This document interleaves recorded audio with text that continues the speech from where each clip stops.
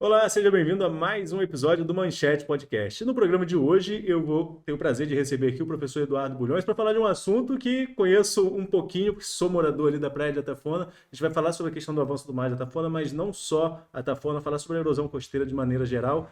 E desde já eu agradeço ao professor Eduardo pela participação. Obrigado, professor. É um prazer novamente falar contigo, Arnaldo, sobre esse tema que a gente acha muito importante. Eu sei que você acha também. Professor, vamos começar falando então sobre a Tafona e depois a gente vai passando um pouco aqui para o entorno.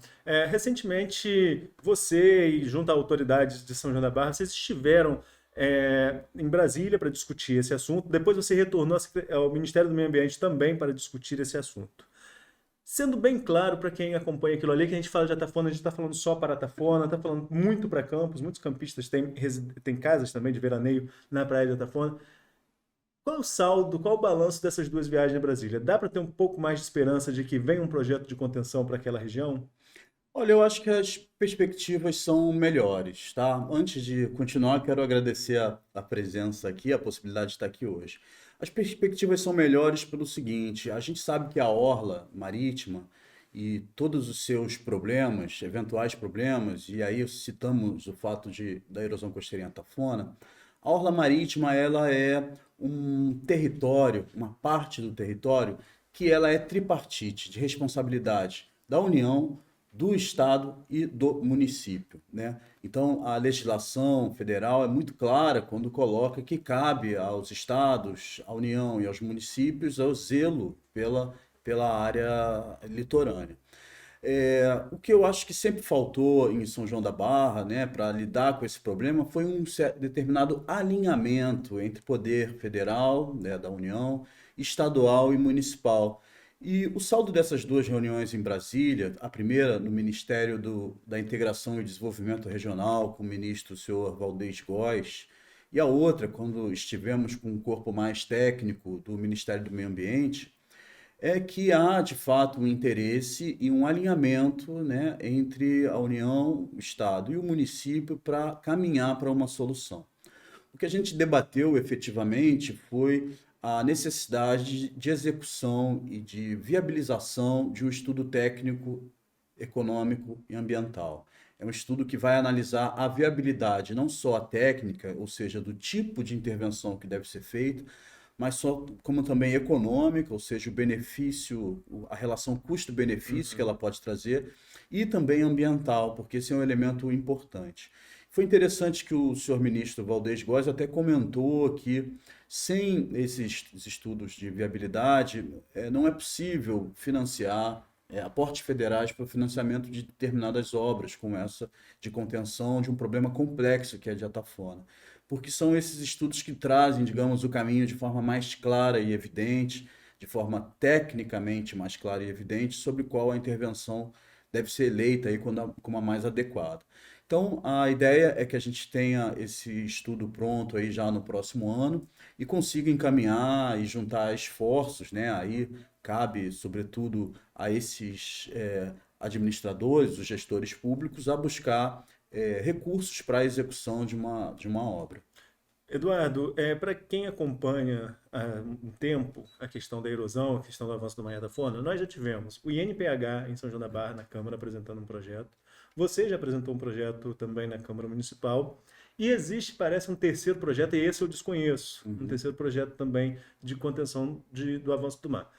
Esse estudo de viabilidade técnica não tem vínculo com nenhum dos três projetos. É um Não. estudo que vai. Mas esses três projetos seriam reutilizados? Seria para avaliar qual desses três seria o mais aplicável, digamos assim, na situação de Atafona? Essa pergunta é muito boa.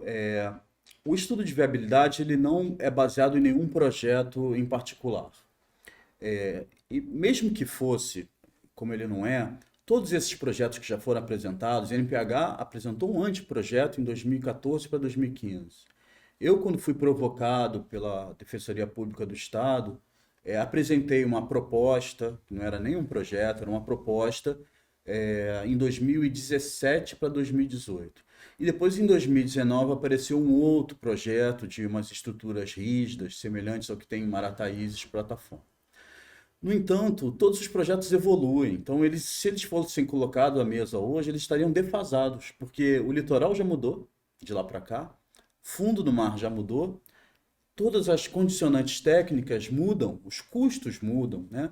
Então eles já estariam defasados. Então, na prática, o estudo de viabilidade ele tem que avaliar minimamente duas alternativas possíveis e avaliar em relação ao custo-benefício, os impactos positivos e negativos e a capacidade dela de ser uma solução efetiva para o problema de erosão costeira. Então, esse estudo de viabilidade, ele visa, a princípio, simular o que seria recuperação da Praia de Atafona com as estruturas rígidas, sei lá, com campo de espigões. A gente pode simular um campo de espigões, a gente pode simular quebra-mares, a gente pode simular recuperação de areia com transposição da areia do rio para a praia. Então, a gente pode simular vários cenários sem atender especificamente ou sem beneficiar especificamente nenhum dos projetos, né?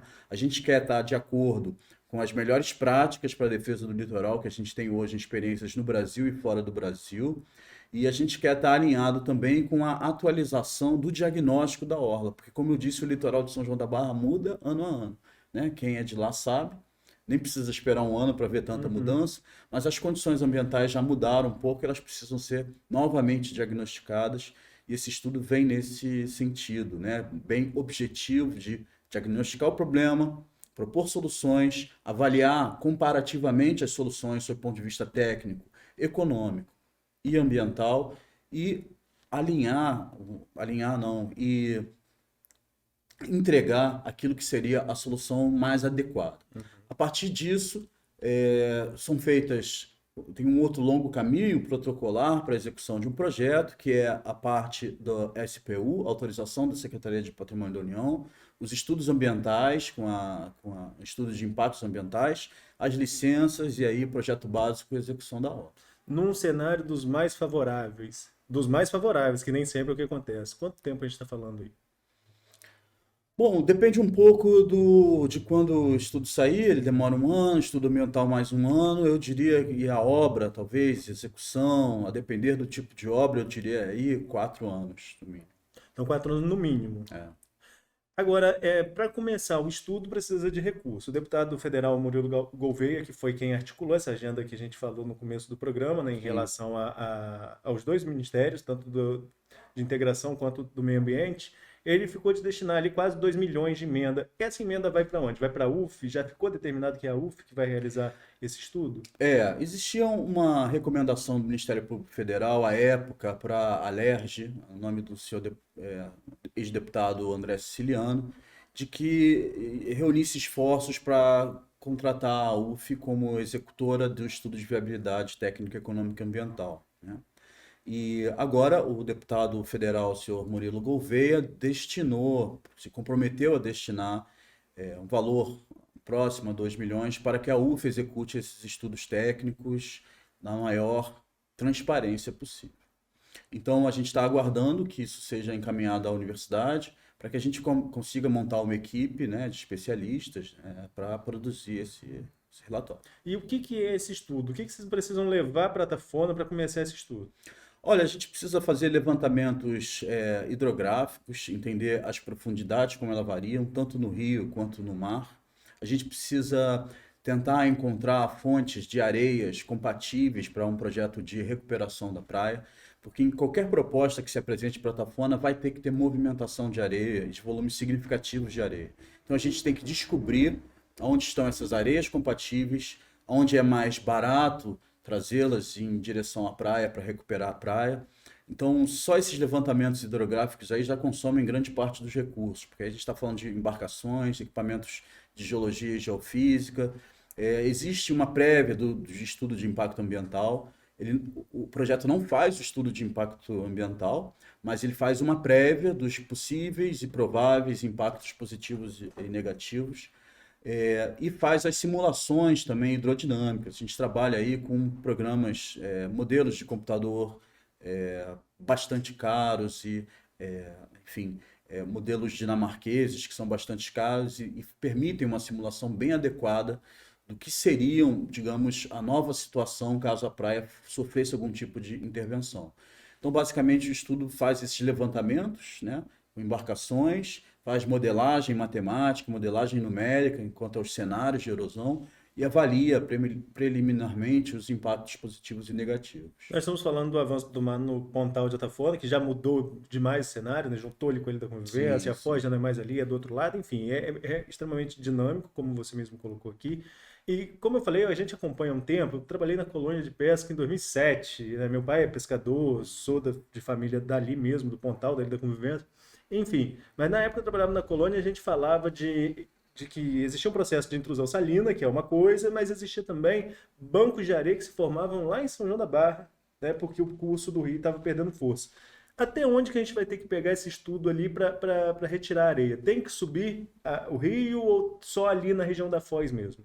Bom, o ideal é subir o rio, né? Até porque se a gente coletar as areias abaixo do ponto de captação de água para o município, a gente pode ter uma aceleração do fluxo da maré enchente para dentro do canal. Isso, enfim, comprometeria ainda mais a salinização. Então, isso é um cuidado que a gente às vezes não está muito ligado, mas esse estudo tem que prever essas coisas. Isso é um impacto negativo.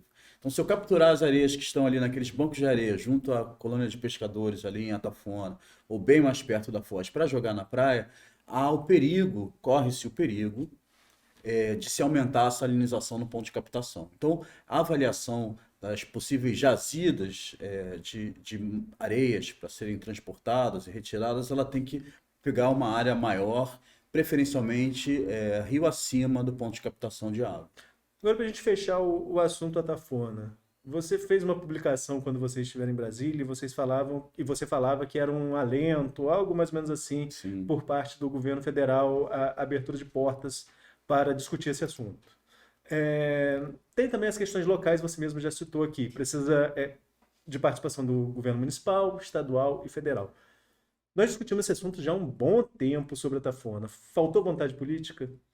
Olha, eu não diria que faltou vontade política, não. Eu acho que faltou um alinhamento mesmo. A gente sabe que existem questões políticas, que eu nem sou bom para debater isso, mas existem questões políticas que promovem um alinhamento, e existem questões políticas que vão para um desalinhamento, né?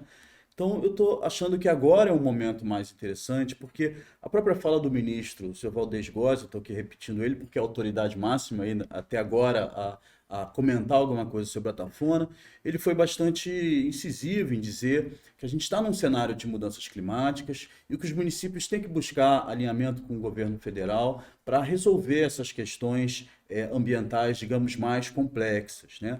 Ele falou então muito na questão de seguir o protocolo, falou muito como o município deve conviver com o problema, porque aí tem uma questão também que é importante dizer, eu já tenho dito isso e nem sempre as pessoas capturam. Não existe uma solução definitiva para o problema. Não existe. A solução definitiva é a gente ter um plano para conviver e gerenciar o problema da erosão costeira. Então, qualquer tipo de obra ela vai precisar monitoramento, vai precisar ajustes, vai precisar manutenção, seja mais cedo, seja mais tarde. Porque, justamente, as intervenções em Atafona, elas são complexas porque envolvem a bacia hidrográfica do Rio Paraíba do Sul. A gente sabe, Arnaldo, o Rio Paraíba do Sul é o principal rio do Sudeste brasileiro. 2/3 da água desse rio são transportadas para abastecer a metrópole. Depois a gente tem mais de 7.000 indústrias, mais de 6.000 propriedades rurais na bacia hidrográfica. Então o uso da água é muito intenso, né, nesse rio. E quando a gente vai combater o problema da erosão costeira, a gente tem duas formas de combater. A mais inteligente seria combater as suas causas.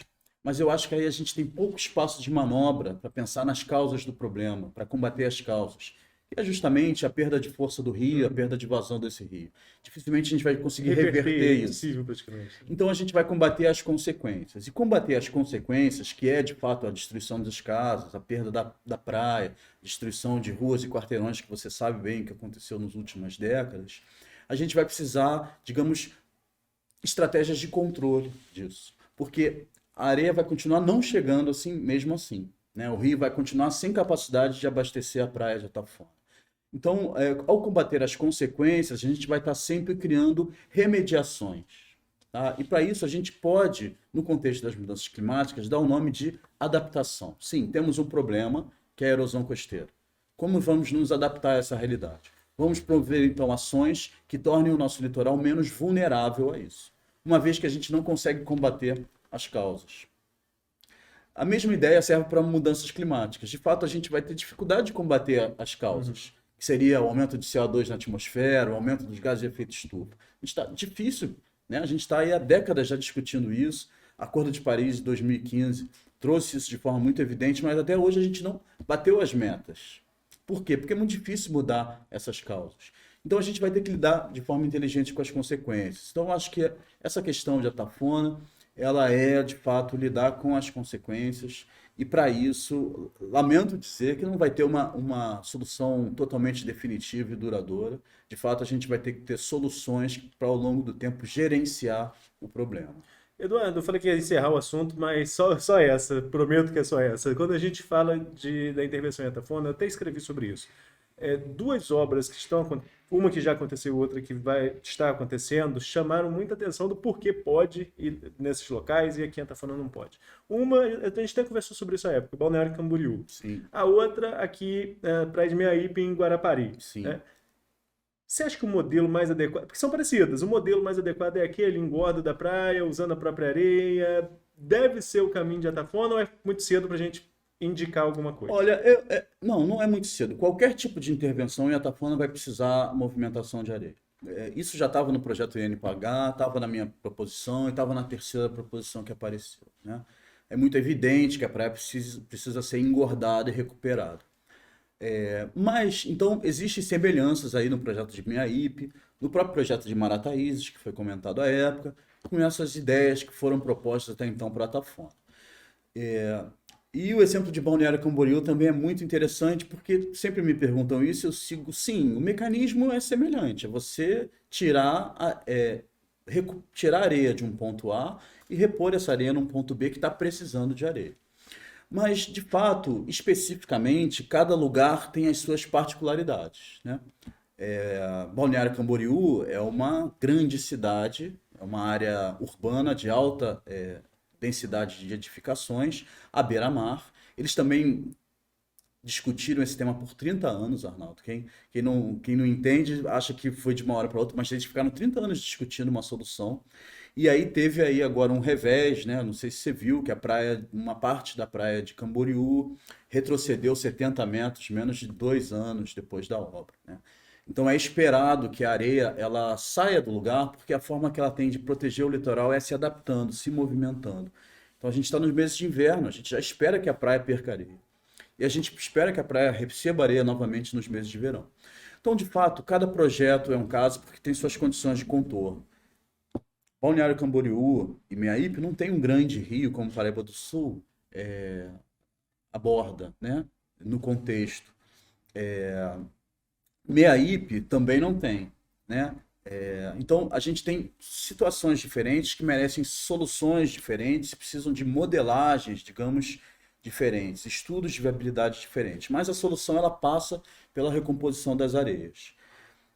Mas Balneário Camboriú também costumo dizer, lá o projeto era de se criar uma orla turística, né? Se criar um grande calçadão com quiosques modernos, né? Criar estruturas sobre a faixa de areia. Não se tratou de recuperar a praia, né? Tem até uma fala lamentável, acho que é do prefeito de lá, que fala: não, a gente não quer aqui dunas, não quer restinga, a gente quer uma praia, a gente quer um grande depósito de areia para nos servir como suporte à atividade turística da cidade. Tá bom, é a decisão deles.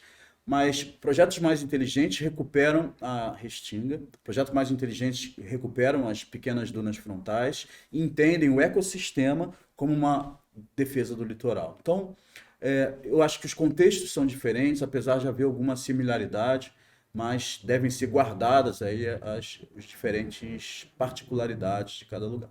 Vamos falar então sobre particularidades de outro ponto importante aqui para gente, que a Praia do Farol de São Tomé, divisa ali com o Barra do Furado, voltou à tona a questão do entreposto pesqueiro ali naquela região, que é um assunto que a gente já ouve falar já há décadas, né? Também, né? Muito tempo que se promete algo naquele sentido, e a prefeitura tem uma agenda nessa segunda mesmo, junto ao governo do estado em relação a esse assunto, teve agenda também do prefeito em Brasília, enfim. Qual a sua perspectiva em relação a esse projeto? Isso acaba afetando ali toda aquela estrutura que já foi feita ali em Barra do Furado, questão de Espigão, Canal das Flechas. O que um novo projeto naquela área pode refletir para essas contenções que já foram feitas? Olha, eu acho que a depender como for conduzido, pode ser uma boa oportunidade para Campos, para o litoral de Campos. Curioso, também já apresentei isso à prefeitura mais de uma vez e fico à disposição. Metade do litoral, o litoral do Farol de São Tomé, né, que é o litoral do município de Campos, ele tem cerca de 30 quilômetros. Metade dele está dentro do Parque Estadual da Lagoa do Açu. A outra metade, que vai ali dos limites do parque até a Barra do Furado, sofre com um processo de erosão costeira. E a erosão costeira no litoral de Campos atinge metade do litoral. Bom, em alguns lugares ela é mais forte, mais evidente, e essa faixa de 9 quilômetros que vai entre o camping ali e a Barra do Furado, essa parte mais ao sul do litoral de Campos, ela toda está em recuo. E por que que ela está em recuo? Eu já venho detectando isso há muito tempo, né? E por que que ela já está em recuo? Por causa das obras das obras que feitas na década de 80 do Canal das Flechas. Aquelas rochas que tem no Canal das Flechas, tecnicamente a gente chama de espigão guia corrente, porque o objetivo delas seria manter o Canal das Flechas aberto com ligação direta com o mar. Você canaliza o fluxo, ele se mantém mais intenso e fica aberto em direção ao mar. O que permitiria então, esse vasto litoral, uma entrada para o continente adentro, no caso para o canal e para a Lagoa Feia, eventualmente. Essas obras, qualquer obra perpendicular ao litoral aqui na nossa região, ela vai gerar um impacto imediato, que é a acumulação de um lado e erosão de outro.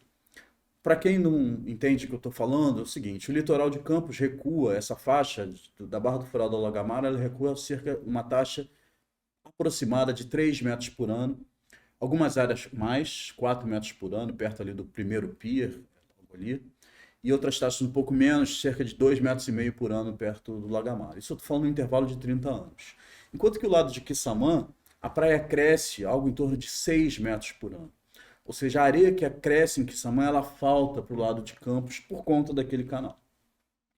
O terminal público pesqueiro, ele de fato vai precisar, se for feito de forma adequada, ampliar essas estruturas que são essas pedras, essas rochas que a gente chama de espigão guia corrente, para que ele funcione. Se você for lá, esse inverno mesmo, eu vi ele totalmente fechado. Volta e meia ele fecha, né? Isso já é um problema antigo. Então, para ele manter aquele fluxo aberto, vai precisar de dragagem e ampliar o formato e o tamanho do canal. Com essa ampliação, corre-se o risco de aumentar o problema da erosão, ampliar a acumulação de areias do lado de Quissamã e ampliar a redução, volume de areias que chegam para a orla de Campos. Então, esse projeto, se não for conduzido da forma mais inteligente, ele pode agravar o problema da erosão costeira no lado de Campos, que, de fato, não aparece muito na mídia, né? Porque não tem casa caindo, né? Tem ali um problema ali na área das gaivotas, que já teve destruição, algumas casas ali estão condenadas. Mas eu agora estive lá no Lagamar com a Defesa Civil Municipal e a gente foi abordado por um morador que estava desesperado já. Então, em alguns lugares, até uma coisa curiosa, em alguns lugares do litoral de Campos, a taxa de erosão é semelhante à de Atafona. Só que a gente ainda não tem aquele cenário de destruição, porque é uma área que está ainda, digamos, pouco ocupada. Só que tem um agravante. Se tem uma área de expansão no litoral de Campos, daquela área central ali do farol, do núcleo do farol de São Tomé, aquele núcleo mais urbano, em direção à Barra do Furado. Então ali tem um perigo. Eu acho que ali está um sinal amarelo, porque você tem uma área de erosão e tem uma tendência de expansão urbana para aquela área. Então alguma coisa precisa ser feita. Esse terminal público pesqueiro ele pode ser feito de forma inteligente, considerando a transposição artificial de areia, que já era um projeto desde a época do Complexo Logístico Industrial Farol Barra do Furado, CLIFBA, não sei, não lembro se era exatamente esse o nome. Então já existia um projeto de transposição de areias, mas como essa obra não foi à frente, aquilo interrompeu. Então me gera um pouco de preocupação, porque eu ainda não vi o projeto do terminal público pesqueiro, mas eu vejo que ele tem também como condicionante a recuperação daquela estrada, né? Mas é uma estrada que está em área de erosão. E não basta simplesmente botar pedra na beira do mar. Não resolve. É um paliativo, porque as pedras vão desmoronar e depois a estrada desmorona. Então já deixo o alerta que precisa ter cuidado com a recomposição daquela área, porque aquela área está em erosão e não existe nenhum indício de que a erosão vai parar. Bom, posto isso, outra boa oportunidade para o município com terminal público pesqueiro é a, a haver uma área para atender a pesca artesanal do município. Também não vi o projeto, não sei se está previsto, mas existe essa conversa sobre transferir boa parte do porto pesqueiro que hoje está em cima da praia para operar dentro desse terminal público pesqueiro. Não sei se é essa a ideia. Se for, essa é uma boa ideia, porque todas as construções, né, ter um porto em cima da areia da praia é ilegal pela lei, né, não é bom e é degradante ao ecossistema, né? Então, há a possibilidade, então, dessa transferência, há a possibilidade, então, de se recuperar e se requalificar a Praia do Farol de São Tomé. Campos de Goytacazes, Arnaldo, não sei se você sabe, foi o primeiro município do Rio de Janeiro a ter o seu plano de gestão integrada da Orla Marítima. Chama-se Projeto Orla. Isso começou em 2010 e até hoje existe um grupo, um comitê gestor da Orla Marítima, né, que é liderado aí pela Secretaria de Meio Ambiente, hoje Subsecretaria de Meio Ambiente. O Projeto Orla já previu essas questões. Já era um desejo de ter um terminal público pesqueiro. Era um desejo de ter uma unidade de conservação e foi criado o PELAG logo depois das discussões. É um desejo também resolver a situação do Porto dos Barcos e é um desejo também resolver a questão da erosão costeira. Então existe um grupo de pessoas do poder público e da sociedade civil que vem discutindo isso desde 2010. Infelizmente, a gente não teve muitos avanços em medidas concretas, mas já existe uma discussão no contexto do Projeto Orla. E o Projeto Orla é interessante porque eu volto à questão de Atafona, porque, na sua essência, esse projeto de gestão integrada, ele visa reunir governo federal, governo estadual, municipalidade e sociedade civil organizada nas soluções para a Orla.